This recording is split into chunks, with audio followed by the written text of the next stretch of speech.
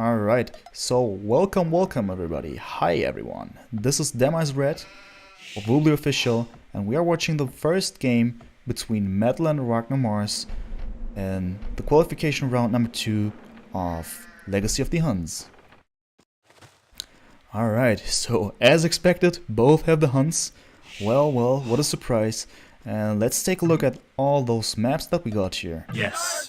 Alright, so there's this... Oh yeah, so we see the reason actually I have to change the battery on the mouse. So Mars actually took his time in order to deal with that, and this is enough time for us actually to describe what we see here. Starting with player 1, considering his color here, Metal, who has the Huns, obviously. I should maybe stop mentioning the civs here at this point. Yeah, so that's it. That is his base, as you can see. And if we look at those resources and the wood patches and everything else, we see that while his berries and his stone is quite convenient considering their position, also his gold is in a position that it can be easily walled and saved. I will explain in a couple of seconds how this will be done. And furthermore, he has some forward second gold, maybe third gold, depending on how you define that one, and also a very badly positioned second stone over there. So probably not the best map, but certainly a map that gives you a couple of opportunities to go on some heavy action here. Not necessarily the most aggressive one, because he has the chance to actually wall this one off in terms of putting maybe a palisade from here till here, in order to have a clever palisade that forces every approaching unit here to come by his TC from here if there's a wall over there and a wall over there. So this goal is actually quite safe if there's no range attack taking place, as in archers, cav archers, towers or whatnot. But melee attacks will be surely defended by that. And also the stone, really convenient position. I like this map to a certain degree because, first of all, we also have to mention that the boars are quite conveniently positioned. They are forward, but they're close and they're easy to spot for him. And so easy that he actually goes for some luring over there, because also the deer are in a position that is to be called really convenient over here. So he has all the time that he needs. A little bit greedy there if he goes for all the deer. Still something you could go for if you go for scouts, especially. The additional deer will add up in no time, will give you a huge advantage on scout production, and even go for the defensive tech on the blacksmith. So that's the map. And also looking at the hills, no real danger here considering the hills, at least nowhere near him. There's a hill that could be a kind of danger for him considering range attacks. Alright then, so that's that. And let's skip over to Ragnar Mars actually, who is over here on the top position of the map. A different kind of map, a different kind of base if you look at that. Way more open, especially in the back. He has a lot of space there, which is not necessarily an advantage. For many people also some kind of disadvantage. I'll explain that in a second. And also if we look at the resources here, the main gold is kinda in the front. I mean, geographically speaking, this is to be considered the front over here, because Metal is over there, right? Still, it's not the best position here. There's a possibility to wall this one off here. Still quite exposed over here if you ask me. But if he goes for some clever palisade, this will be fine for now. But the fact is that this is his only convenient gold over there. So he has no other chance rather than just going for this one here. His stone is in an okayish position. I just say okay because there's a lot of space here, and this means in order to control the space, he needs to put those palisades in a way, I mean, if he even goes for walling, of course, in a way that this whole area is safe. But the bigger the spaces, the more palisades you have to put up, probably, not necessarily. And this also means that you need to control your map way, much more, which turns out to be really difficult in many cases, because if you consider the fact that, you know, the palisades are far away, it'll take the villagers a lot of time to go there and actually to do some stuff, to put some houses there to defend some other players approaching with knightos, scouts and whatnot, or even archers. Many things could be possible. Looking at the count of villagers on wood, we see that Metal actually goes for 3 on wood. which is maybe a sign for scouts, a strong sign. Actually, this one's really important over there. So 3 on wood over here. We got 4 on wood over here. Probably, I mean, it could be some man-at-arms action taking place, which I doubt actually. Maybe it's just a fast castle approach. We'll see about it. As a matter of fact, MetalRTS has already clicked up, while Wagner Mars is getting Loom, also preparing to click up. So I don't see him to go for any kind of fast castle action there. Maybe it's just this type of going for scouts in the first place. We'll see about it once they actually click up and maybe go or don't go for gold. So for Metal, instead of going for gold, he puts up a second lumber camp over there, which is a strong sign for me at least, that he will actually put up a barracks over here somewhere. Probably here would be a good position. There we go. I mean, it makes sense since the villager was there. And after that one, once he reaches feudal age, he'll be able to put up his stables over there to produce scouts. That is for sure. No gold, just wood and also food. And looking at Ragnar over here, who actually messed this up with the boars over there, since the boars were not the... I don't know how to call it, not to be too offensive, but this one was actually poorly managed. We were able to see this one, the second one I'm talking about. This one was maybe just unlucky, but this one was poorly managed, unfortunately, which is not the best thing if you keep in mind that the more efficient you work, the more resources you have, and the more resources you have, the more able you will be to pump out military and to have a lead. And yeah, we see some palisades coming up. Looking at his plans over here. Archery range over there, and we should see 3 on gold. There we go. Therefore, the next villagers will probably go on gold until he has 7 of them. So this looks like a double archery range, just some archer rush, while the stables are already up, and also the scouts are being produced. And we keep in mind that he actually took all of the deer over there. Metal has a really convenient position here now to strike with his huge army of scouts that will be incoming. At least I believe so. Alright. So 3 scouts in total, it seems. Probably not. Probably there are some more. No, they're not. This is an outpost, I believe. Really good stuff here. Because Metal actually just walling off this space and that space. Therefore, as I've told you, this gold is pretty much safe for the rest of the game. Not completely, but as long as he has those walls up. I mean, how else will he be able to... will Ragnar actually be able to cause some damage over here? Unless he goes for some archers, which he does, of course. So let's see about this position over here with the gold. But more importantly now, the scouts are on their way. Probably just chilling at the moment. Probably Metal waits for the more convenient amount of scouts there. He has 4 scouts now. 5th scout, not incoming though. So let's see what he's gonna do. 4 scouts, as I've said. And yeah. Looking at Ragnar's line of sight here, he sees that there are barracks, there are stables, sorry for that. And obviously he went for the spearmen over there.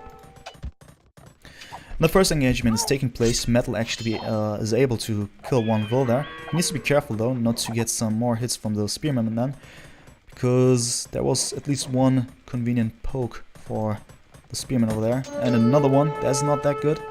That's not that good for Metal. Never get unnecessary hits there. This 1 scout has only 1 HP left, so he needs to be really careful. And yeah, enough spearmen there. Which is actually a good sign for the scout rush, because many people say, yeah, with the scout rush you need to kill the vills, you need to cause a lot of idle time, which is true indeed. But if you see your enemy actually producing spearmen there, that's also a good sign, because spearmen, they at the end, they cost resources, right?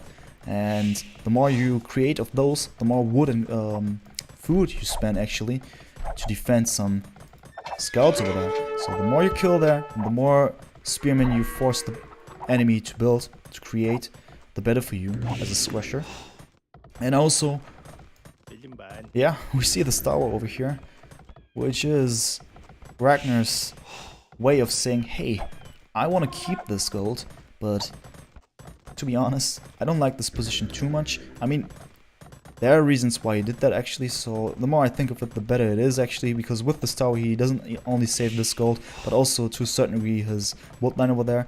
But we have to keep in mind that a tower over here on the hill would have been slightly better, getting bonus damage. And there we go. There we go. The scouts are able to take more vills over there. And while the scouts are actually dying here, still the KD is in favor of Ragnar, it seems. 3-1, 3-2. Still 2 vills have been killed. That's good for metal, because that means the villager count now should have been actually 32 to 34. It's 33 to 34. I believe that there has been some... Oh yeah, there we go. I mean, Them Eyes Blind. There we go. Wheelbarrow is actually getting up. So that's important as well. And I'll explain in a second what's actually taking place here. The double archery range actually working properly. There's a good amount of villagers. I mean, I hope it's not too much. It's kind of an overkill over there, since there was some raiding taking place over here. He actually should balance this out a bit more and putting some more vills on wood instead, because I see him having a bit too much gold over there. Still, nevertheless, there's a considerable amount of archers over there who have already got fletching. Therefore, they will be able to cause some damage. Still, way too late, because even though they got paid archery armor, and they're able to kill maybe 1 vill, Metal has already managed to click up. That's a decent time. Scouts into Castle Age. 20 minutes, 24 seconds. That's the way to go, because Ragnar actually not able to cause some damage that will keep Metal from clicking up, because he has already clicked up. So that's not the ideal way to deal with the situation over here for Ragnar, because score-wise it seems that he's in the lead, but this will change in a couple of seconds once Metal actually reaches the next stage, and we see triple archery range actually coming. I'm wondering what he will go for. He is still producing archers as well as some skirmishes in order to get rid of those, or actually defend himself against those archers. Not having fletching yet, because the stable, the blacksmith hasn't been built just now. The question is, once he reaches the next stage, will he just keep on producing archers, or will he just go calf archers? It would be a good choice. Why would it be a good choice? Because, yeah, once you got the mobility with the calf archers and also the upgrades, it'll be quite easy for Metal actually to pump him out with 3 archer ranges there. But let's see if he will do that. So I like that Ragnar is actually approaching the base of Metal from numerous locations over there, from left hand side, also the right hand side. That's actually a way to harass Metal in ways that he has to deal with multiple fronts over there in order to defend them well. And while this was his plan, he actually has to retreat, because he somehow feels that the army that he spotted is actually approaching, and now we see something that you should always prevent. If you got pawns, put up some additional, oh my god, put up some additional palisades. Oh my god, and now he goes for the crossbows. Good decision over there. With the army that he has already produced, he's able to gain a lot of damage here. Look at this, 6 villages down, 7 villages. This is a GG if he continues like this. Oh my god, he doesn't do anything against us anymore. What does he do? He doesn't even attempt to save him anymore. They're just dying. Ooh. Suddenly it changed from 13 to 4 KD for Metal. And this doesn't look good at all for Ragnar. Not at all. This is pretty much over, because this wood line has been completely wrecked. All those skeletons over here indicating that a lot of villagers on the farms have just died. Good positioning of battle, I love it. The minimum range of the watchtower not allowing it to actually hit those crossbows over there. So well done indeed. Still, the reason why Ragnar is not giving up is because he still has the military lead over there with 29 military, mostly consisting of archers over there. And he's trying to defend those crossbows, but this is not gonna work. And we got this, and it's over. It's over. Okay, it's over. Can we just proceed? Ooh, I'm a tiny bit behind. Just a couple of seconds, and there we go. Even though, I mean, it makes sense why he gave up, but actually was successful in this fight. But I guess Ragnar realized, you know, he is nowhere near clicking up. His EQ is not well managed over there. Still, he had a lot of gold over there. Didn't do anything with that too much because he was lacking a lot of wood there, and therefore he wouldn't be able to reach Castle Age anytime soon, while we had this beautiful 1 TC push with 3 archer ranges. That's a GG. What do you think Metal's elos on Arabia these days? Well, good question, Poteo. I believe that on maps like Arena, let me just, oh shoot, I was back kicked. I was keeping away. Alright, should be fine, alright? Okay, so I believe that especially in Arena, Metal is getting some decent progress. I mean, I guess at the moment he's at 2.2. It feels sometimes his plays are about to be 2.3. Not wanting to give him too much of credit over there, even though he deserves it. He's a really good player. But on Arena, I see him shine a lot. I mean, I'm not the biggest fan of him on Arabia, but that was your initial question, so I'm not sure. If he would be able to take on 2K. He would hit easily. 2.1 could be, but 2.2 and above, the questions are starting to pop up for me. When does the 2v2 start? Well, not this stream, that's for sure. This is gonna be a best of 3 here, and oh, I should have actually updated the score over there. I'm so sorry, guys. I was just answering the question. Rookie, noob, you would call me. I'll just deal with that right away. So sorry about this. Shouldn't have happened, of course. Because why else do I have this beautifully done overlay over there? And voila, it's done. There we go. Alright then, so let's start this. So everyone, hi there, this is Demise Red, and this is the second match of the best of 3 between Metal and Ragnar Mars of the qualification round number 2 of Legacy of the Huns 2. Alright, this is the best of 3, yeah. This is the best of 3 indeed. So actually Metal just needs to win this match and then it's over for Ragnar Mars. Actually, it's quite harsh, the best of 3, right? But those are the rules, this is how we go. So let's just do it like that, right? Let's just go with it. Let's see, maybe Ragnar Mars will somehow win this one. Then it would be a beautiful third match. Even though it has been quite one-sided now, as Ragnar was not able to put up some pressure over there. Let's see. Updating the stream title would make a lot less confusing. But didn't I just call the stream adequately? I mean, I wrote it down, style like that.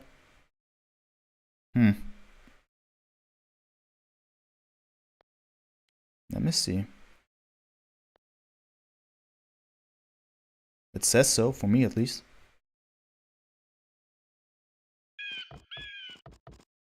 It says so indeed.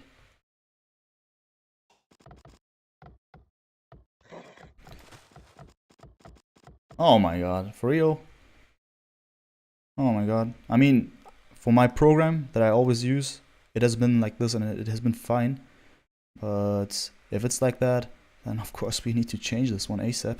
So sorry about this, guys. Didn't know this. I actually put up the name in my streaming program. Seems that it didn't just accept it. But we'll just deal with it in a couple of seconds and then we'll be fine. We'll be able to start this one actually. It's Dark Age, so it's fine, I guess. I mean, to a certain degree at least. But we'll do it right away. Alright. So...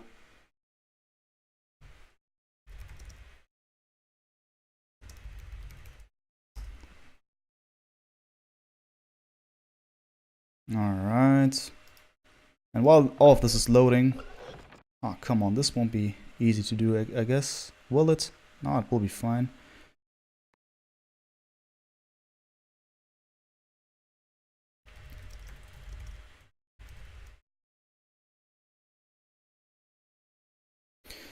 Oh gosh.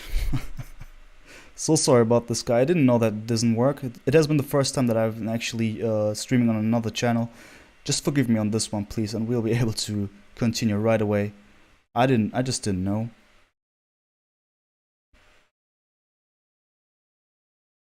Alright, so there's actually been quite of an easy thing to do. I guess it's just exclamation mark title. Alright, there we go. And it's actually working. Okay, so 4 minutes in the game, 5 minutes in the game. And so far, we can just tell that there has been some stuff going on that I will just talk about briefly. And then we'll start. So sorry guys, now I know that I actually need to change the title also as a mod. But thank you for being forgiving here. And let's just start this one. Alright then, so once again, welcome everyone. This is the second match of the best of 3 between Metal and Ragnar Mars on the qualification round number 2 of Legacy of the Huns. Let me just see. I hope I didn't miss something. Okay, alright. I was just thinking, why was this ball over there already? Alright, we'll deal with this step by step. Starting with Metal on the right hand side, top right hand side of the map. He has a position that is to be considered quite forward. If we look at this gold over there, really bad position there in the front. Therefore, a lot of troubles for Metal actually to work with this, as he needs gold a lot, especially as Huns, of course, for the upcoming, especially Castle Age. This will be tough for him, because, you know, you need to defend this somehow, keep it somehow safe. So we'll see about how we will actually deal with that. And other than that, his stone is safe, because it's in the back. He has a quite convenient wood line over there. Second wood line over there, quite far away though. All in all, quite forward, but actually, there's a plan to wall this one off, you know, to a certain degree. The left hand side is kind of wallable if you just put up some palisades between the cliffs and the wood patches and so on. The right hand side is completely open though, so this will be a tough one if Ragnar, of course, decides to attack him from the right hand side. Let's see about this one. And while I'm talking all the time, we see actually a man-at-arms rush taking place. 2 on gold, 4 on wood. That's the way to do this. And he's actually adding up another version. No, he's not. He's actually going forward. There we go. Or is he? I'm not even sure. Maybe it's just a man-at-arms trush. Looks like it. His stone is convenient enough to go for that. So that's that. And in the meantime, let's just have a close look here at Ragnar's base over there, who also has a quite open-ish map. I mean, it's wallable to a certain degree if he, you know, this right-hand side of his map is actually wallable. And the left-hand side, though, quite exposed over there. This gold is just, you know, terrible. Right close to the hill. That's always a bad sign because, you know, especially if the enemy goes for a trush, which will be happening in a couple of seconds, you're actually doomed, because a tower over here, another tower over there, or maybe just here, would easily zone off 2 resources over there. And while Mars seems to be not aware of the situation, he actually goes for the double archery range, having 3 villages on gold over there. Oh my god, this is gonna be tough. Ragnar is about to lose this game if he doesn't do anything against this. Man-at-arms incoming. He needs to go for some quick walls over there. The walls here are quite okay-ish, but he needs to pay attention to this wood line as well as the man-at-arms are approaching. And the first tower is being put up, so there's a lot of pressure. Oh my god, Ragnar, what will he do now? He's about to lose this gold. This gold is lost. This gold is lost for sure. These archery ranges are actually denied. He needs to go for some immediate emergency plan here, which is actually placing a panicking mining camp over there. So therefore, not the best situation at all for him. Meaning, because, you know, just look at this distance between the mining camp. Not want to hate on Ragnar, but we can see that there's been some panic going on. And, oh, he also losing his first village over there. And yeah, not the best thing at all. And like I said it, there we go. That's actually a really good position. If it was me, I would have put it somewhere there, but, you know, it's Metal, he knows the best. He actually goes for way more forward position. He actually decided not to place this one at all, because his man-at-arms are good enough and strong enough and menacingly enough to actually push those villages away. And there we go. Instead, he goes for the tower over here, and the counter tower also coming up. There's been a first counter tower over here, which is a good choice. Instead of going for a villager fight, he decides to go for counter towers, which is a way to answer actually to Trush if you do it well without losing any villagers over there. Otherwise it's really tough. Let me just fast forward to catch up because I was behind. Because I had to actually work with my browser over there, which was draining a lot of performance of my system over there. And now we are actually kind of live here, 130 spec delay. And there we go. Rating of player 6, mala madre. 16x? 17x? So it is quite obvious that Metal is the clear favorite over here. And therefore, well, this is how it is.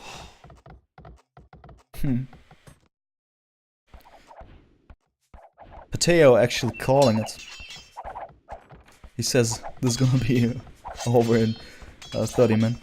That makes sense. Player 6 likes reacts like I would, and I am on 16x. Alright. So far I'm actually kinda impressed that he's actually able to, you know, just leave it like this. I actually like what Ragnar did here. You know, there are a lot of things to consider actually. I mean, if he continues to you know, pay attention to the upcoming really important minutes of this game, then he could actually have a position here to actually hold on against Metal. The towers are gone. Still, the men-at-arms are alive. And yeah, I see no military buildings, just this archery range over there. And this barracks, of course. But I'm wondering if he will go for any kinds of military anytime soon. I mean, he decides to go back on his goals. But yeah, the problem is, yeah, this one here. Even now in this situation, if... Oh no, he decides actually not to go for it. What does he do? Why does he take those away? Oh my god, what about some quick balls? Oh, shoot! Well. Alright, this gold is GG again. And I'm just looking for some alternatives. Actually, why? Why doesn't Ragnar go for this one? Why did he decide to go for this one? Again. Oh. Now he goes for that one. This is actually delaying his archer production immensely. 17 gold on his bank. While Metal, who's a treasure, is about to reach Castle Age very soon. And also goes for scale barding armor. So I see some knights incoming very soon. Also, good placement of the stable on top of the hill. Second stable will be incoming. Oh, this is going to be over very soon. Because Ragnar is not able to click up. Not at all. And I actually think that Ragnar is not even aware that Metal is clicking up. The thing is, with the Trush, what you can think of is, well, the enemy is trushing, therefore he uses a lot of wills to actually, you know, commit for that very strategy over there. And therefore, again, his economy would be way weaker than mine. But the thing is, there are a lot of villagers just walking around over here and building those towers. You know, 6 villagers, that's probably more than there are over here. I guess originally Metal went out with 6 villagers, maybe. So maybe he was able to kill one of those villagers. But all in all, it's quite equalizing over here. So the lead is not really there, because Ragnar at the same time had a lot of idle time as well. And actually those villagers are not idle at all, because they're building some stuff.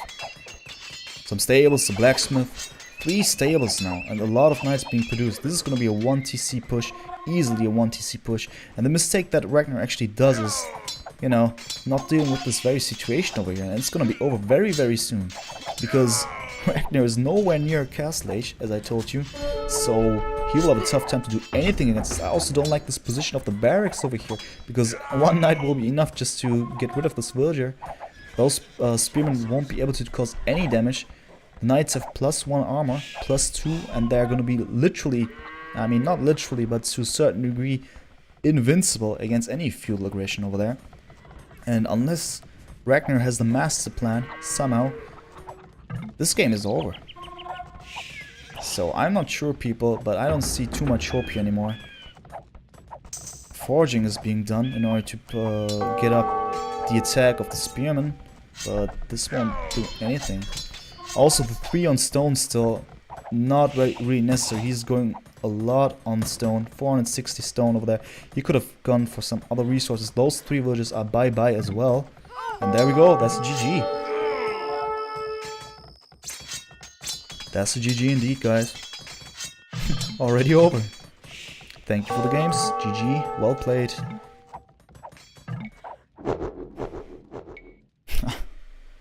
Oh well. It's over.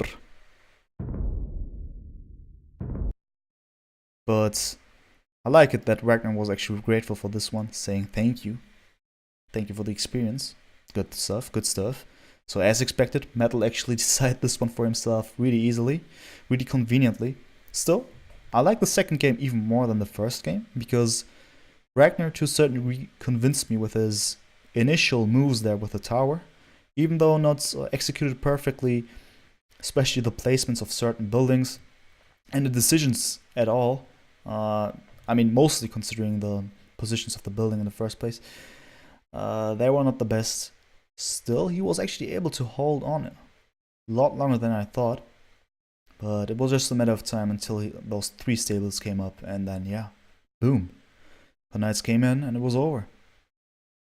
So yeah, the underdog this time wasn't able to beat the Grandmaster, and this has been decided really easily and really fast here. We've been online for how many minutes now? 43 minutes in total. So I guess that was a game of 30 minutes, 35 minutes in total in both games. And yeah, that's that, people. Well, I hope you enjoyed a bit of it, even though it was one-sided. I personally liked it because it was interesting to watch. And that's that for now. Just as a heads up for you, this weekend I'll be back again. So tomorrow I will go to Hamburg and meet up with Eddie, and then we will visit the others at Neely's place over there, and then we'll see what's gonna happen. And after that one, I'll be back on Sunday, also casting some other games of the Legacy of the Huns matchups there, and I would like to see you there as well, hopefully with a lot more people. But for the people that were here, I'm really grateful that you've watched me for my first casting by myself on Woobly Official. The first time was last weekend, and we had about 500 people watching us. That was insane, together with nobody. Cool guy indeed. So I just hope that you had a good time to a certain degree watching all of this. I enjoyed it. It was a good experience for me as well. So yeah, I guess we'll see each other on Sunday. I'll be there for sure, and I would appreciate and really welcome you all as well on Sunday for the upcoming Legacy of the Huns matchups. So that's it from me now. I'll go back to my own channel, maybe. I'll think of that. Maybe I'll just play some Age of Empires 2 offline. I mean, as in not off stream. We'll see about that. So I see you all on Sunday. Bye bye.